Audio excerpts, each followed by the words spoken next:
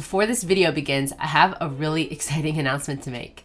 So if you guys have seen my channel and art before, you may know that I have an art shop, and I finally reopened my art shop for hoodies and sweatshirts. So I had the hoodies and sweatshirts listed as out of stock for a really long time now, and they're finally in stock again, this time for good. So last time when I launched, it was only for pre-orders, but this time you can order your hoodie and have it delivered to you in 2 to 3 weeks maximum, depending on how long the manufacturing process takes. So I'm using a print-on-demand service, so it's kind of hands-off, but the quality of the hoodies are still phenomenal. The print is actually better than the first round, like the first iteration of prints for these hoodies and sweatshirts, and I'm really happy with the quality, the colors, like the textures, everything. It's really great.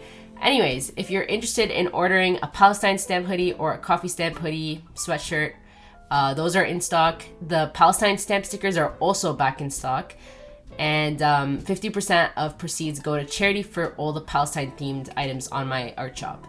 Thank you all so much for the support and for listening this far, and yeah, let's get into the actual video.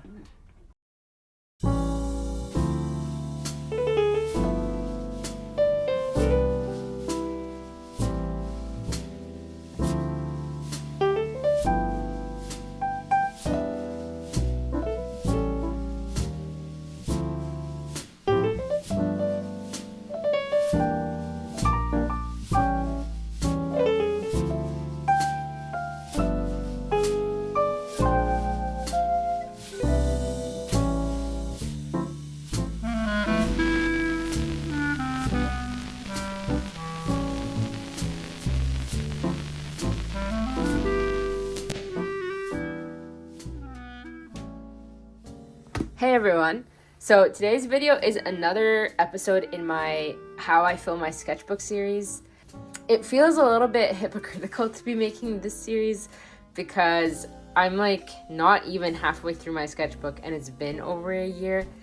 It's a really big size, and also I've just been going through like 300 phases of art block recently. Anyways, I don't want to risk making this intro extremely long like last time. Basically, we're going to be doing something in my sketchbook. I don't know what. I just know it's going to be a How I Fill My Sketchbook episode. Now, I do know what art supply we're going to use. We're going to be using the Arrtx, what's it called? 126 colored pencil set. Now, I was really excited about this set. Actually, let me multitask and open this up while I yap. I was excited about this set because I already use Arrtx colored pencils. I think a year ago in a previous video, they sent me the smaller set. And I have used those colored pencils. I'm not exaggerating, and I'm not saying this because they sent this for free.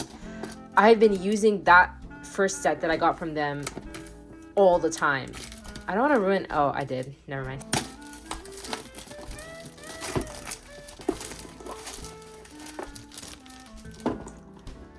I use their colored pencils for like line art, coloring things. Yeah, that's pretty much it. Now, I use the 60 color set so much that I basically keep it in this bag. It's my travel set. I take it with me everywhere. A lot of the colors are pretty short now. A lot of my favorite colors are short. Obviously, I didn't use up all of it. Like, it's kind of hard to use up pencils. But I'm gonna now designate this as my travel set, and I'm excited to see the full 126 color selection. Alright, so this is the grand reveal. Ooh, looking cute. I think the glare of this is like way too much. Okay, so this is the full collection. It looks really pretty, and there's a lot of earth tones, which I like. Lots of browns. Lots of greens, which is my favorite. Wow, this looks really exciting. The color order is like pissing me off a little bit, but I think I can adjust that myself. If I even keep it in these things, because these things really bother me, not gonna lie. Like, oh wait, I think they improved it. Yeah, they improved the layout. Okay, so in the 60 color set, there was no like barrier between each one. Like, if you took one out, they'd all slide backwards, and it was the most annoying thing ever. It was really tragic, honestly. But I think they fixed that, which I'm really happy about. That's cute. Anyways, that's the colored pencils. They have, I think, let me actually be a little bit professional. They have no name. Actually, yeah, they do have names. Wisteria. Let me see what else. Ultramarine. Okay, so they are names. Okay, good. They have names. I kind of wish the text was a little bigger, like Prismacolor. This is a Prismacolor colored pencil.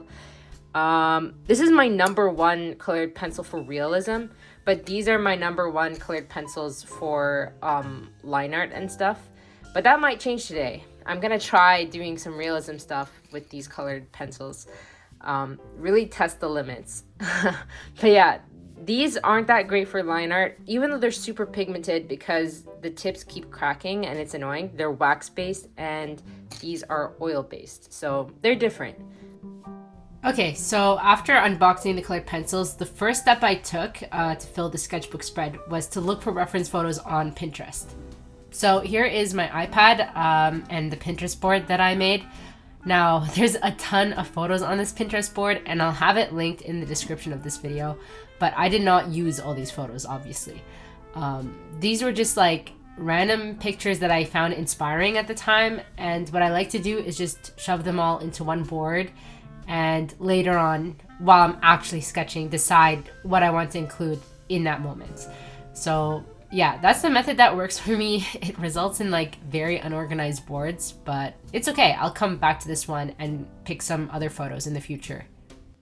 So the Pinterest board is now set up. This is how my drawing space is looking.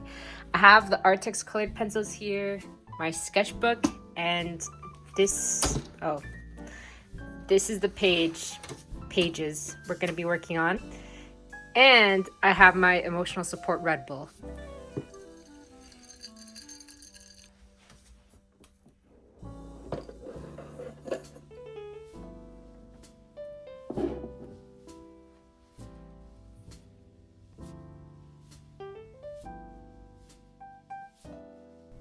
Alright, so we finally start the drawing process right here. For the first time ever, I tried this technique where instead of using a colored, like a col-erase, Prismacolor col-erase pencil or a graphite pencil, I actually used the actual colored pencil to make the drawing. So the Arrtx colored pencils are actually like good at erasing, which I really appreciated. So any mistakes I made, I was able to erase and adjust easily. So here I am using this light pink peachy color to do the base sketch for this drawing. Now I chose to start off with this child holding a fish. I love the coat, I love the fish, of course. Fish are so fun to draw. They're one of my comfort things. So I got this sketch done, and then I started adding in all the details for the fur hat, because that's something I felt like I knew how to tackle. I've done realistic fur before. But yeah, my technique kind of for using colored pencils in like realistic artworks like this one, I say realistic loosely because I usually don't aim for hyperrealism. I aim for like semi-realism. Like I take creative liberties, I change the colors of some sections and whatnot. Anyways, my approach is to use the darkest color to like outline certain sections and then slowly go in with the lighter colors, and I kind of just alternate between the two. So I'm not really strict with my approach, but that's kind of what I did for the fur hat. It's good for getting the structure right and all the shadows in the places they should be. And yeah, as you could see, I started adding like purples and blue shadows because those are the colors I saw that were prominent in the reference photo. And then I started on her face. Now, unfortunately, the footage for the face got lost. I think my phone died and I didn't check for like an hour, maybe 30 minutes. I'm actually really happy with how the face turned out, which is such a shame because the footage is lost. And it was like, in my opinion, the most exciting part, other than the fish, obviously. But yeah, here I am just blocking in certain sections of the coat that have to be white because of the pattern from the reference photo. I don't follow the pattern exactly just because I'm not that skilled. And also, this is supposed to be like a sketch, you know, semi-realistic study kind of thing. So yeah, this is one of the main ways that I really love using colored pencils, but don't get to all the time because I rush myself. So I was really glad to get back into this kind of style of like semi-realistic, aiming for realistic, and like really paying attention to all the shadows, blending, making it really, what's it called? Rendered, I guess. So yeah, one of my favorite ways, and it's one of the ways that I learned how to draw in the first place. Like I got my first Prismacolor set when I was 13 or 14, and yeah, I was one of those like hyper realistic Prismacolor girlies growing up. A little bit. I went through that phase essentially. But yeah, this was a nice throwback, and I'm happy with how my style evolved because it's actually a lot different than how I used to go about it. I used to like overdo it and be really like strict with how realistic it turned out, but this was a lot more fun and a lot quicker than I predicted it would be, which was great for this video because I wanted to fill an entire spread. Anyways, that was pretty much it for the girl. And then I moved on to the fish, and I was really nervous about the fish because I love drawing fish, but I also wanted it to turn out like realistic and cool looking, I guess. Yeah, anyways, I started off with one color or two colors, I think, just getting all the darks and blending those darks in a little bit. I don't know how to describe my colored pencil process that well. I'm sorry if this isn't super helpful. I think what I do in my head subconsciously is that like I take a dark color, I map out all the patterns and like the really dark sections, because that helps the whole project feel less overwhelming when I section things out. So over here, for example, I'm sectioning out the purple shadow areas, then I'm going in and adding detail to them and blending them and whatnot. Now, I don't love how the shadows near the hands turned out. I think it was a bit too heavy-handed and dark. It could have been blended a lot better, but it's okay. I don't hate it. And then, yeah, once all the dark patterns and sectioning is all planned out with the dark brown pencils, I go in with a lot more variation, lighter colors, tones like the pinky purples, the very light blue, and even some yellows because the fish had kind of a yellow tint to it. And of course, I had a lot of fun adding the blood splatters. It's kind of gory, but I love that about it. Anyways, that's a breakdown of the process for that drawing. Now, I will repeat the explanation in a sense in this next drawing, and I think it will help a little bit more. So the next drawing that I did was a persimmon plant. The shape was nice and simple, which is good if you're starting out with colored pencils. Well, actually, the shape was a little bit complicated, not gonna lie. The leaves were so complicated. But the fruit itself was a nice, simple shape. And I love how it's oranges and greens, two of my favorite colors. Anyways, I started off by sketching it all with a yellow pencil, which I rarely do. So this actually was a very scary process, but it turned out okay. Now, if my memory is correct, I took a break from the persimmons and I started drawing this car because I was too scared to tackle the actual coloring of the plants. Anyways, this car is a second example of the type of stuff I do in my sketchbook with colored pencils. So the whole concept here, or method here, I guess, is a monochromatic sketch with colored pencils. So I start off with the lightest color, draw the basic shape, and then I go on top of it with a slightly darker color and kind of get all the details in. So the key here is to not use a pencil for the sketch. It's to just like, the whole point kind of, at least for me, is to jump right into it. Don't overthink it. And whatever details I manage to capture, I capture. Whatever I can't, it's lost and it's okay. It's not a big deal. So this car was actually a lot more detailed than my drawing of it was. And I probably got the anatomy wrong in some parts, but the whole point is to just do it. Just jump straight into it. No overthinking, which is very helpful for me personally because I overthink a lot. Anyways, I'm pretty happy with how this car drawing turned out. I don't draw cars super often, so it was a nice challenge, and it was a break from the usual subject matter that I draw. So yeah, throughout that whole process right here, I'm using one color, just one brown pencil over the really light tan color that I used earlier, and just mapping in all the details. The doors are not accurate, but it's okay. I'm pretty sure there was 2 doors on this car, but I could be wrong actually.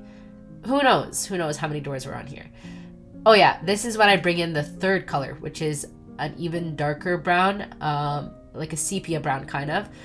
So with this one, I did shading and added even more detail later on, especially for the tires because they're dark, they're black.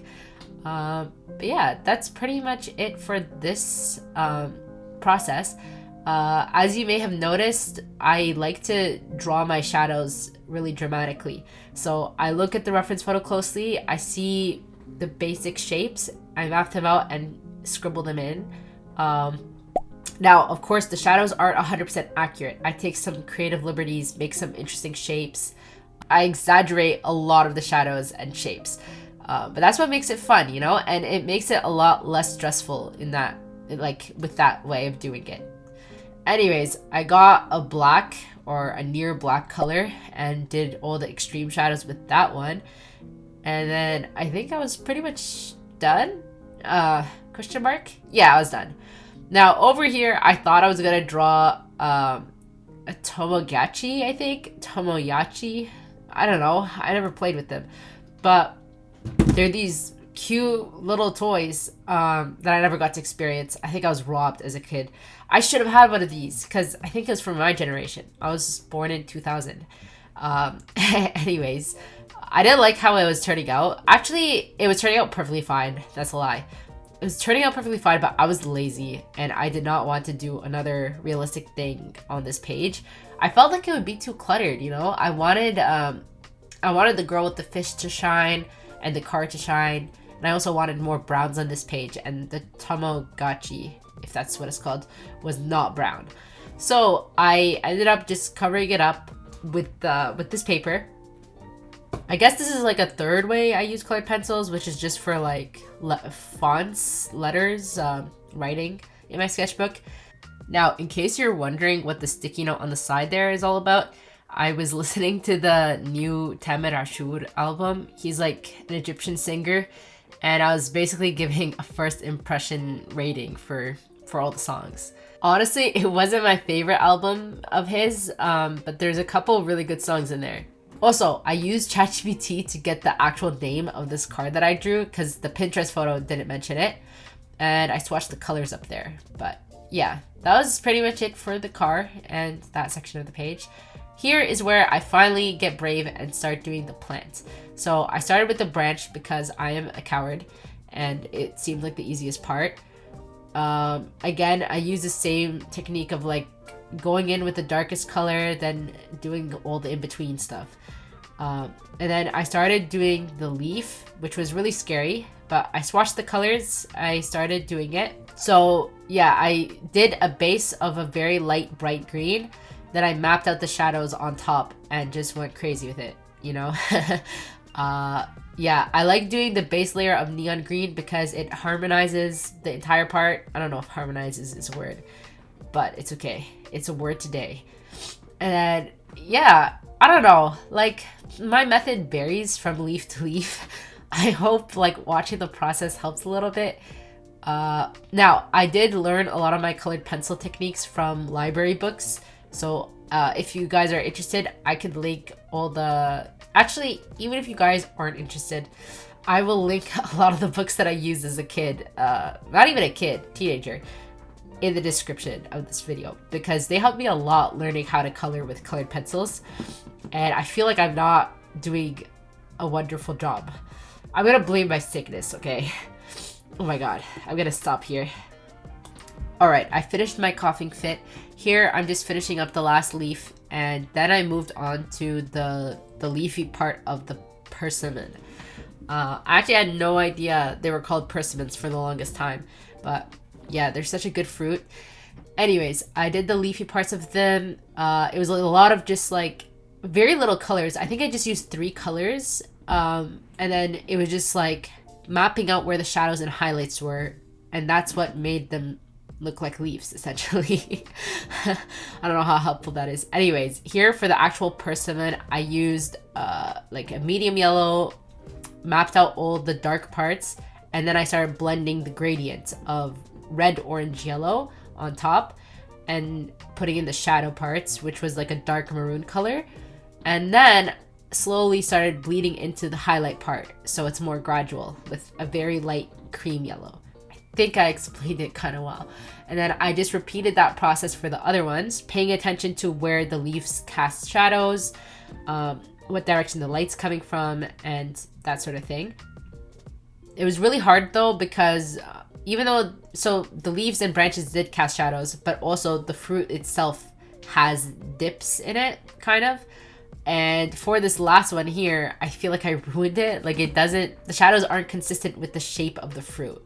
Honestly though, I'm just being a bit hard on myself.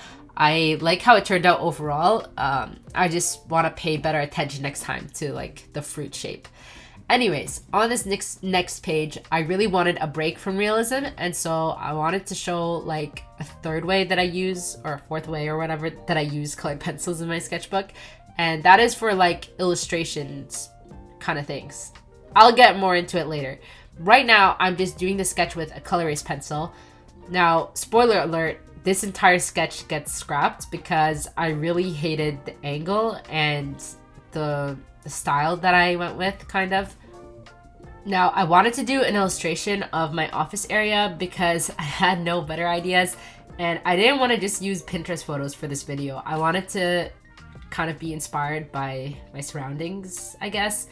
Anyways, I hated this sketch a lot, and I tried adding like myself into the illustration, and that made me hate it even more. I realized that like the angle was just wrong, the size was just wrong. No. Anyways, I restarted, erased everything, and started sketching on top of it.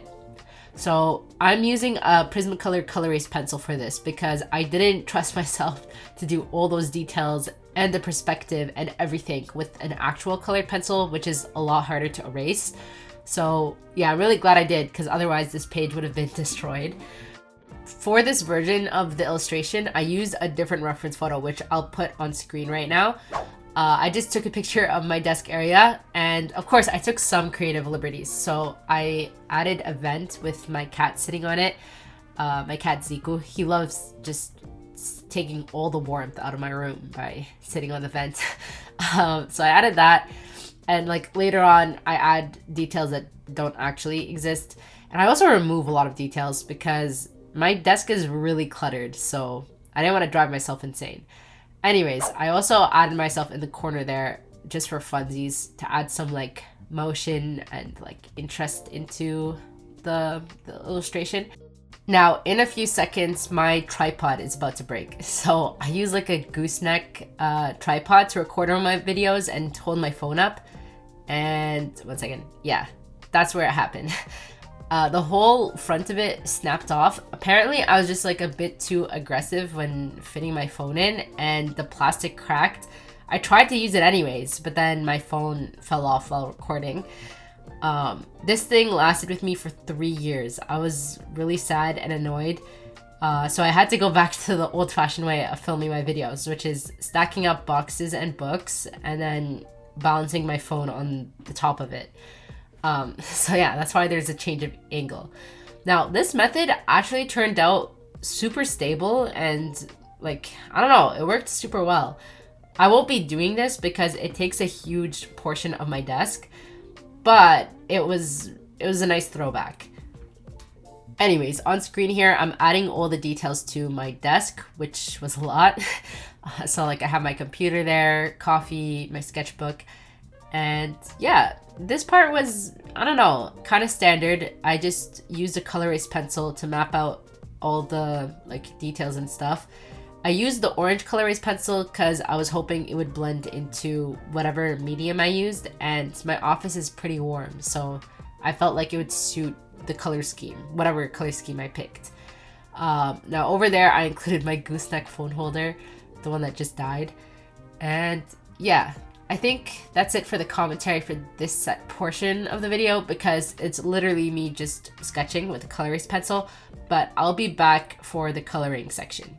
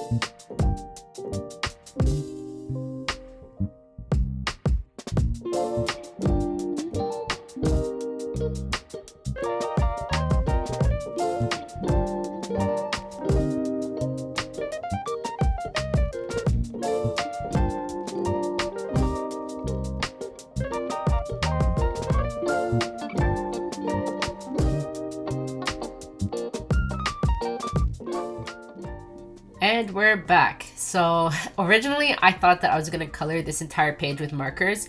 I felt like that would be the quickest and least painful way to go about it. And I do enjoy using markers as well. But later on, there's a little twist, but I'll leave that for later on. Now, the markers really helped get all the darkest sections in really quickly. I just, you know, threw them in there. There's a lot of like black and dark browns on my desk. And then, oh yeah, I alternate between the colored pencil and the marker because I didn't want to forget all the details that were originally there in the sketch process. And also because I get bored easily. I have a really short attention span. So yeah, this is the fourth way that I use colored pencils in my sketchbook, which is for cluttered illustrations like this one. It's really handy for line art, but also for filling in blocks of color. So throughout the process, sure, I do use markers and eventually a different medium, which I will keep a secret for now. But the colored pencils also help color things in. So oh yeah, like over there, I use it to color in the sketchbook. I use it for blacks and some of the yellow parts. And yeah, I also use it for just like lining things in before coloring it. Now, I don't know what my process is because it just like, it's really random. It's not very neat and organized. So like, as you can see here, I am doing a ton of line art just randomly and there's no reason for it. It's just like, I got bored of coloring with the markers and so I decided to put line art down first. But sometimes I put the color down first, like for the lamp and the chair and computer and stuff like that. So yeah, I don't know, I confuse myself, but this is just what I'm comfortable with doing. And it just shows that both ways work. It's really up to personal preference and I guess like what makes you less bored. For me, line art is extremely painful. And so getting it out of the way as fast as possible helps me. And I can also map out the colors through the line art. So like over there, I outlined the Nintendo Switch with red and blue and the water bottle was red and stuff like that. Oh my God, I'm about to sneeze. All right, I'm done sneezing and coughing, I think. But yeah, as I was saying earlier, I choose the colors in the stage for some of the stuff. Obviously, it's still flexible.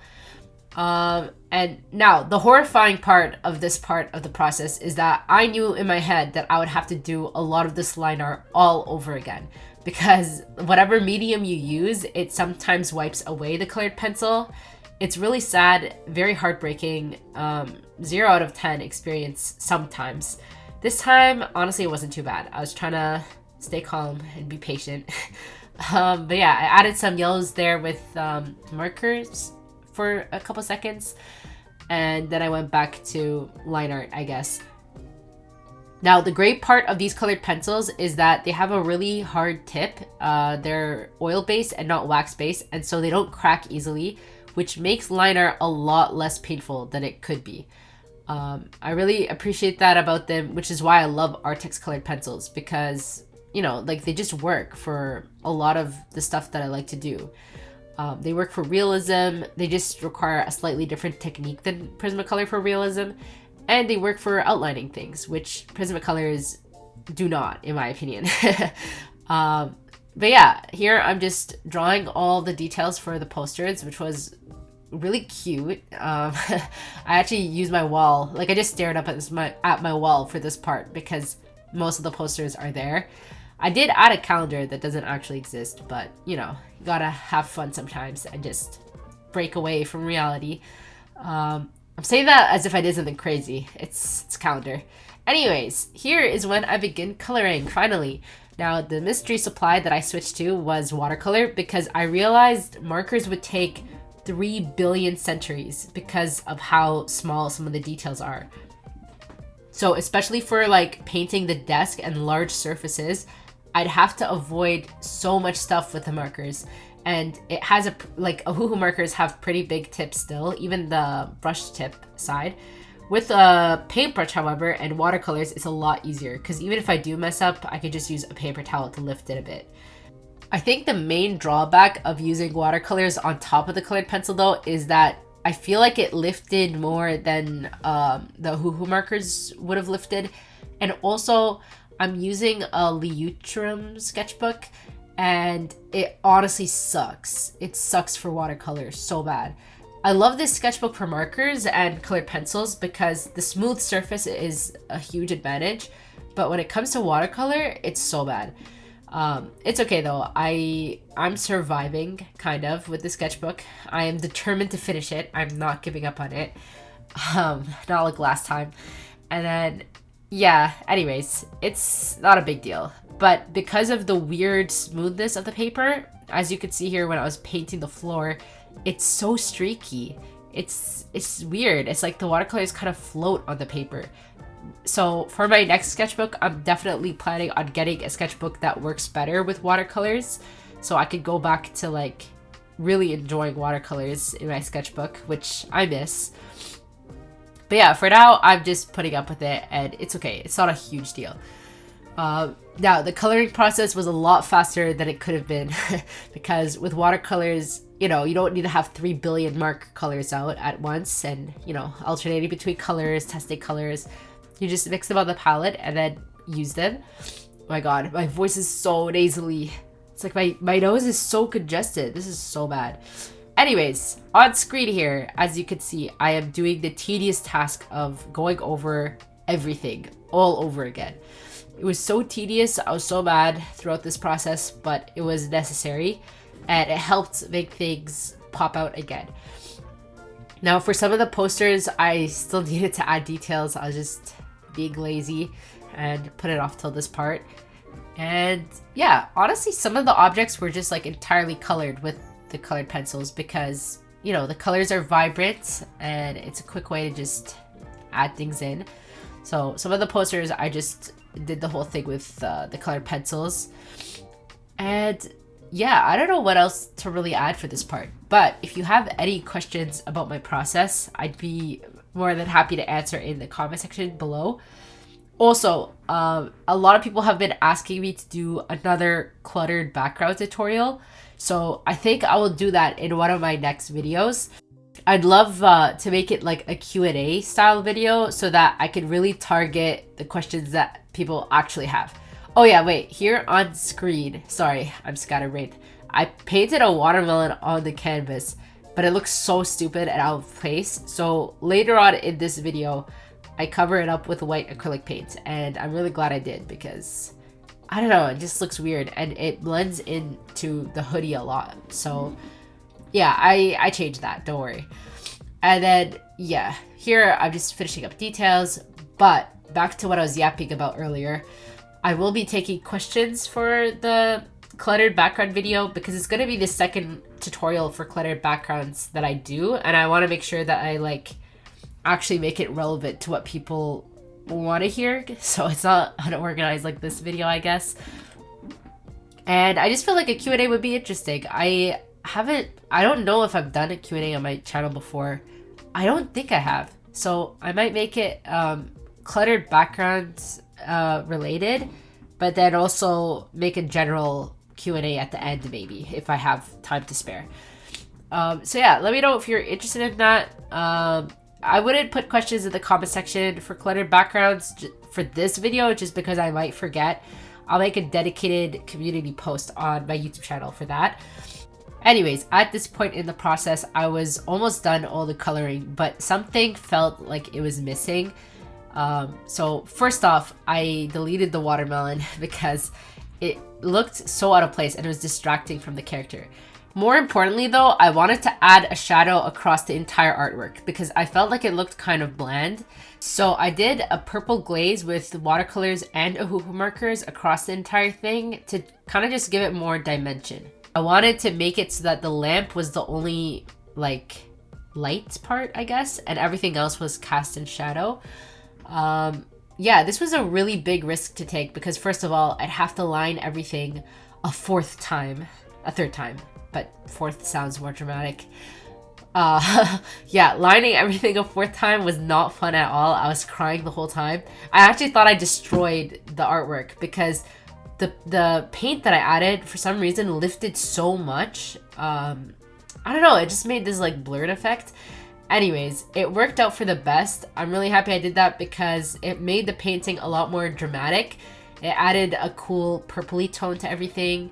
And yeah, I ended up going with colored pencil, adding textured shadows to the wall. Oh my god, I can't speak. This is where the colored pencils really shined in my opinion because I was able to add so much saturation and texture to the artwork. Like originally the purple glaze really destroyed it in a way. So yeah, this is why I love colored pencils so much. The paper was also warping a lot and it couldn't take any more color. So it needed a dry opaque medium to kind of save it, I guess.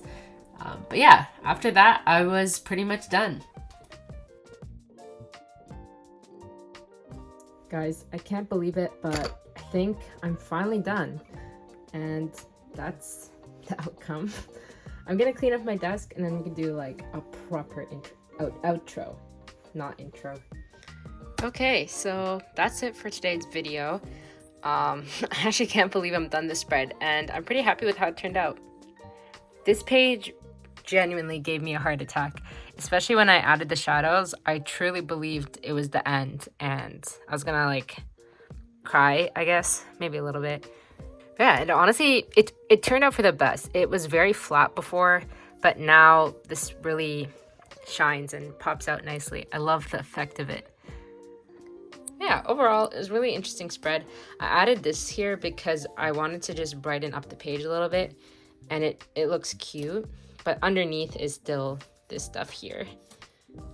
I feel like this video accurately summarizes how I fill my sketchbooks with colored pencils specifically, because yeah, sometimes I do make like attempted realism with just colored pencils. Sketches with them is really fun, especially like monochromatic sketches. And this is what I love to do the most, which is like mixed media starring colored pencils. Like so much of the texture and detail work and even some of the objects are just entirely colored with colored pencils, especially the very vibrant colors. I noticed that like sometimes watercolors and markers can't really achieve the vibrant yellows and reds that I want. Now for the next video, I really can't say when it's gonna come out because every time I think I'm in control, I think I'm hyped to make videos and art, it just backfires. So I would say right now, I'm probably gonna post like once a month while I'm studying, and then maybe this summer I'll be more active. Now, I'm kind of sad announcing that, but I think it's like the reality of the situation. With that being said, I am hoping to have the next video out second week of March, and maybe a third video out at the very end of March. But it's highly unlikely. I'm still gonna push for it, but it's highly unlikely. But yeah, that's everything for today's video. Thank you all so much for watching, and a huge thank you to Arrtx for the supplies. I really enjoyed using these colored pencils, and I'm happy with all the improvements and the additional colors. Like, it was really fun and easy to use. There's so much variety here, honestly. If you'd like to check them out, I have all the links in the description. They're not affiliate links, so I don't get paid by you clicking them or anything like that. Yeah, honestly, I feel like it's a solid set. It's a huge improvement on the smaller set, but I still like the smaller set and will use it for like travel art and stuff. That's it for real this time. Thank you all so much for watching. Thank you, Arrtx, for the collaboration. And I'll see you guys whenever I happen to have the brain power and energy and everything to make a video again. Bye.